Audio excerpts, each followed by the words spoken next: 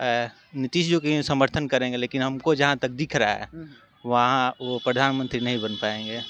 सुनती हूँ, इससे पता चलता है कि डेवलपमेंट पे बहुत ध्यान देते हैं, हमारा वर्ल्ड स्टेज पे बहुत ही पावरफुल बनाया है हमारे कंट्री को, जिससे लोग मतलब अब एजुकेशन मेरा ख़त्म होते जा रहा है, स्वास्थ्य मेरा ख़त्म होते जा रहा है, जितने भी इंस्टीट्यूशन हैं सारे बंद होते जा रहे हैं। संविधान में बात करते हैं रिजर्वेशन, नो रिजर्वेशन, क्यों रिजर्वेशन? आप शिक्षा फ्री कीजिए, आप एजुकेशन फ्री कीजिए, आप जुडिशियरी फ्री कीजिए, और हम लोग इसी 3 चीज़ में मारे जा रहे हैं। इस पर आप? मोदी जी जो राज किए उनमें सिर्फ एक ही चीज़ है कि वो is a very good speaker. I don't consider him to be a performer. नमस्कार, मैं हूं सैफ, आप देख रहे हैं न्यूज़ फॉर सिटीजन।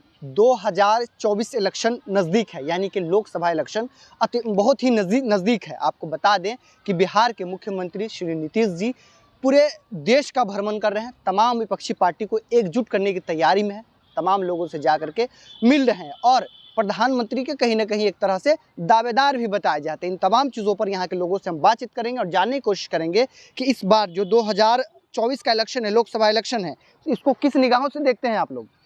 देखिए, सबसे पहली बात तो हमको जहाँ से तक लगता है नीतीश जी तो नहीं बन पाएंगे। नीतीश जी नहीं बन पाएंगे? नहीं बन पाएंगे। क्या कारण क्यों है, क्यों नहीं बन पाएंगे? एकदम तेज आवाज में बोलिए। सबसे बड़ा चीज़ है विपक्ष इतना जो मजबूत है ना भारत में, भाजपा उनको बनने ही नहीं देगा। भाजपा नहीं बनने देगा। भाजपा का इस समय समझिए मोदी मैजिक छाया हुआ है। मोदी मैजिक छाया हुआ है। हम तो ऐसे नीतीश जी के समर्थन करेंगे, लेकिन हमको जहाँ तक दिख रहा है वहाँ वो प्रधानमंत्री नहीं बन पाएंगे। प्रधानमंत्री मोदी जी ही बनेंगे? हाँ, मोदी जी ही बनेंगे। 2024 लोकसभा का इलेक्शन है, किसे आप देखना चाहेंगे, मोदी जी को या नीतीश जी को? ऑब्वियसली मोदी जी को। मोदी जी को? यस। अच्छा, मोदी जी को क्यों देखना चाहती हैं आप? बिहार के लिए ना? नहीं, देश के लिए। देश के लिए, क्योंकि जब से मोदी जी आए हैं तो हमारा इकोनॉमिक डेवलपमेंट बहुत हुआ है। फिर हमारे ओवरऑल आप वर्ल्ड पे देख सकते हैं, इंटरनेशनल लेवल पे बहुत अच्छा प्रभाव पड़ा है। इससे पहले नहीं पड़ा था ऐसा, तो इस चीज़ के लिए कि भी बहुत अच्छा रहेगा। इनके आने के बाद बहुत सारा ऐसा चीज़ है जो बदला है, तो अभी तो जस्ट आए हैं, तो थोड़ा और टाइम दे के देखते हैं, कहीं इनसे भी आगे प्रोग्रेस मिले और बेहतर हो इस चीज़ के लिए। क्या नाम हुआ आपका? कंचन कुमारी। कंचन कुमारी जी, ये बताइए, मोदी जी का 5-6 काम गिना दीजिए हमें। ऐसे तो मेरा ये सब्जेक्ट नहीं, एक्चुअली मैं साइंस की हूँ तो उतना नहीं बता पाऊँगी, बट ओवरऑल जितना देखती हूँ, सुनती हूँ, इससे पता चलता है कि डेवलपमेंट पे बहुत ध्यान देते हैं, हमारा वर्ल्ड स्टेज पे बहुत ही पावरफुल बनाया है हमारे कंट्री को, जिससे लोग मतलब अब बहुत रिस्पेक्ट करते हैं। अभी रिसेंट में कहीं जाके आए थे, वो वहाँ पर भी देखा मैंने वीडियो, बहुत ही एक अच्छा, मतलब पहले से लगभग बहुत ही अच्छा लग रहा है। अपने देश का एक पावरफुल, एक स्ट्रॉन्ग फीलिंग आता है। भारत में बेरोजगारी है? बिल्कुल है। फिर इस पर क्या कहना चाहिएगा? इस पे कहना चाहेंगे कि इंफ्रास्ट्रक्चर बनाना चाहिए इनको, वैसा हॉस्पिटल्स बनाना चाहिए, कॉलेजेस बनाना चाहिए। जैसे आप मेडिकल फील्ड में देख सकते हैं कि मैं अपनी फील्ड में हूँ, तो बहुत लिमिटेड सीट्स है, उसको बढ़ाना चाहिए। नए नए हॉस्पिटल खोलना चाहिए, जिसकी वजह से बहुत सारे स्टूडेंट को ज़्यादा मौका मिलेगा, ज़्यादा सीट्स मिलेंगे। इस चीज़ पर वर्क करना चाहिए उनको, इस चीज़ पर।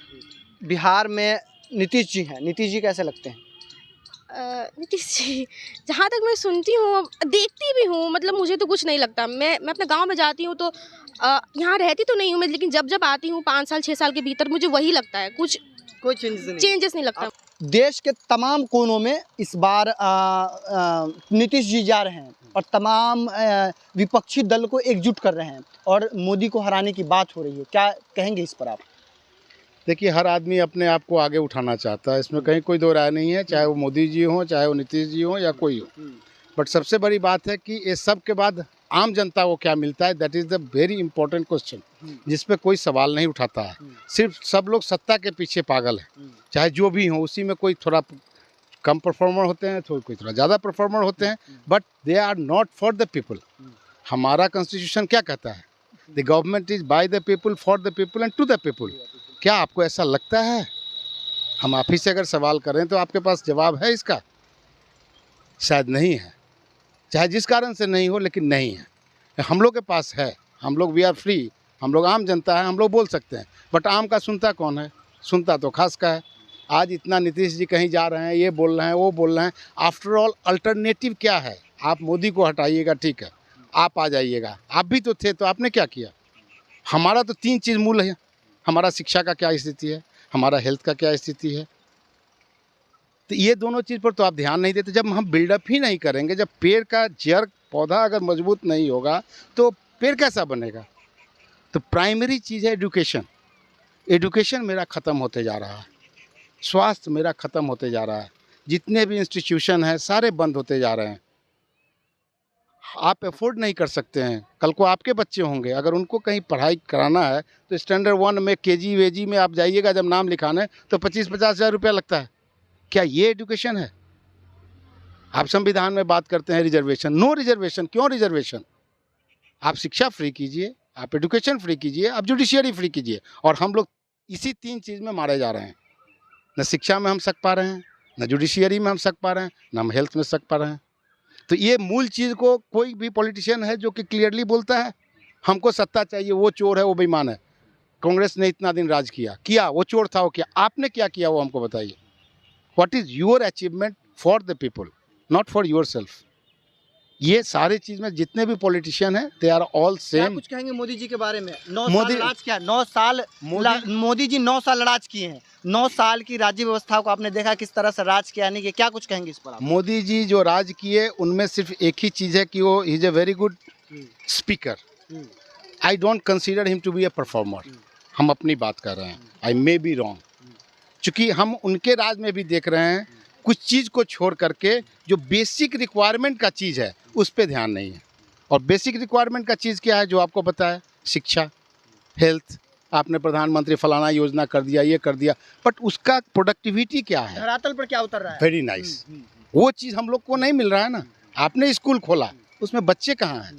उसका परफॉर्मेंस क्या है? उसको आप क्या पढ़ाते हैं? ये चीज़ तो आप कभी बताते नहीं। हमने स्कूल खोल दिया, हमने नाली बना दिया तो पानी चल रहा है कि नहीं, ये भी तो देखना आपका काम है। आज आप देख रहे हैं कि कभी एक सीवरेज बन गया, दूसरा गंगा परियोजना आ गया, वो सीवरेज खत्म, दूसरा सीवरेज चालू। तो wastage of money and time. Finally क्या मिला आपको, ये हम जानना चाहते हैं। तो मैं पूछना चाहता हूं कि क्या कुछ कहेंगे कि नीतीश जी पूरे विपक्ष को एकजुट करने का काम कर रहे हैं और चाह रहे हैं कि इस बार 2024 में मोदी जी को, बीजेपी को वहां से हटाएं? देखिए, ये हर आदमी का, आपको पहले कहे ना, हम शुरुआत यही कि हर आदमी की अपेक्षा होती है कि हम कुछ ऊंचे जगह पे जाएं, चाहे जिस तरह से जाएं। क्या ये उपेक्षा, क्या ये उनकी जो ये है वो वहां तक पहुंच पाएंगे? वो अभी तो समय बताएगा। ये हम तो वो बाबा जी नहीं है जो कि आपका पर्ची खोल के बता देंगे। हमें तो गुण है नहीं। हाँ, लेकिन इतना जरूर कहेंगे कि जो भी कर रहे हैं कोई ना कोई तो सत्ता में आएगा, लेकिन हम लोग का कुछ नहीं होने को है। We will stay where we are. अगर हम अपने से कुछ करते हैं अपने लिए तभी हम सर्वाइव कर सकते हैं, अदरवाइज ये कुछ नहीं होने को है। ये जस्ट आई वॉश है। आपने बाबा की बात कही, बाबा बिहार आए थे, बिहार के लोगों को पागल कहा, क्या कुछ कहेंगे इस पर आप? पागल इसलिए वो कहे ना कि वो हमको तो देखने से शायद हमको तो बाबा नहीं लग रहे हैं, बट अब जितनी जनता पागल है तो हम कैसे कह सकते हैं कि उनके पीछे दीवाना है। तो हमारी बात तो नहीं, जहाँ लाखों के लोग उनके पीछे लगे हुए हैं। लेकिन बाबा का ये काम नहीं होता है किसी का पर्ची खोलना, किसी का कुछ करना और ये जमाकरा लगाना, हनुमान जी या सीता जी या फलना जी ढेकना जी, सॉल ब्लडी आई वॉश मेरे नज़र में, ठीक है ना। और वो लोग जानते हैं कि पब्लिक के सेंटीमेंट के साथ कैसे खेला जाए, चाहे वो पॉलिटिशियन हो, चाहे वो बाबा हो, वो पब्लिक के सेंटीमेंट के साथ खेलते हैं, पब्लिक का भला नहीं करते हैं। बहस करने के लिए आपको जो करना कर लीजिए, हो सकता है हम बहस में ना जीते, हमको प्रोडक्टिविटी तो दिखा दीजिए कि प्रोडक्टिविटी क्या है। मोदी जी आए, स्कूल खोले, कॉलेज खोले, इंस्टीट्यूट्स खोले, बड़े बड़े संस्था खोले, एम्स खोले, बट आज आप उस एम्स में जाके देखिए कितने लोग का किस तरह से इलाज हो रहा है। 2 को आप दिखा दिए टीवी पर ऐसे हो रहा है, उससे तो पूरी दुनिया नहीं चलती है ना। नीतीश जी आए तो बोले कि हर घर में हम पानी पहुंचा दिए हैं, आप मेरे साथ चलिए 4 गांव हम आपको घुमाते हैं, देखिए कि नल आपको गाली दे रहा है। तो हमारे करें, आप जो खर्च करते हैं पहले प्लानिंग आपका होना चाहिए, दूरदर्शी प्लानिंग होना चाहिए, 50 साल का प्लानिंग होना चाहिए। आज आप एक रोड बनाते हैं और रोड बनाने के बाद क्या होता है, 2 साल के बाद फिर क्या है, तो चौड़ीकरण होगा। तो आपका ऐसा विजन क्यों है कि आज आप बनाते हैं कल फिर तोड़ते हैं, आज नाला बनाते हैं कल फिर तोड़ते हैं? तो किसका पैसा जाता है? इनडायरेक्ट रूप से अगर हम इनकम टैक्स को टैक्स नहीं पे करते हैं, but I am also paying tax. हम जहाँ भी हो, अब जीएसटी जो देते हैं that is part of the tax. कौन ऐसा है जो गरीब से गरीब आदमी हो जो टैक्स नहीं देता हो? जो भिखमंगा है वो भी टैक्स देता है, खाली टैक्स का रूप बदल जाता है। हम लोग सिर्फ एक ही जानते हैं, इनकम टैक्स, बाकी कोई टैक्स नहीं जानते हैं कि ये इनकम टैक्स होता है, बट हम कितना टैक्स देते हैं। क्या कुछ कहेंगे? इलेक्शन नज़दीक है, क्या कुछ कहेंगे इस पर आप?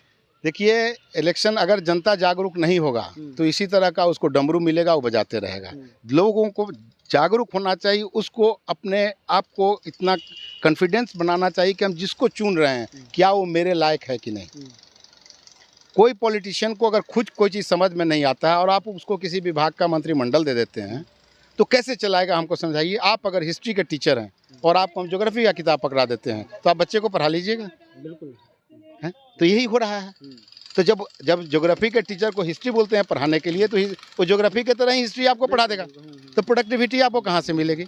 हम लोग प्रोडक्टिविटी की बात कर रहे हैं, अभी आप शिक्षक नियोजन की बात कर रहे हैं कि शिक्षा होगा, किस तरह का शिक्षा होगा। पहले बोले बीएड कीजिए, फिर बोलिए कि एससीटी कीजिए, फिर किए सेंट्रल कीजिए, ये सारे चीज़ को आप कर रहे हैं। तो फिर आपके पास प्रोडक्ट आपको क्यों नहीं मिल रहा है, वैसा टीचर क्यों नहीं मिल रहा है। मतलब है कि आपका जो जड़ है वो बहुत कमज़ोर है। आपकी जो प्रारंभिक शिक्षा जो आपके यहाँ दी गई है वो बहुत कमज़ोर है।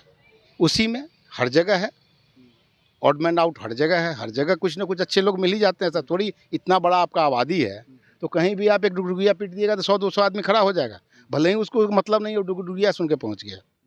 तो बेसिक है हमारा कि हमारा जो सामाजिक धारा है वो अभी बदल गया है। उसका प्राइमरी हम दोष देते हैं शिक्षा को। हमारा शिक्षा बहुत कमज़ोर हो गया है।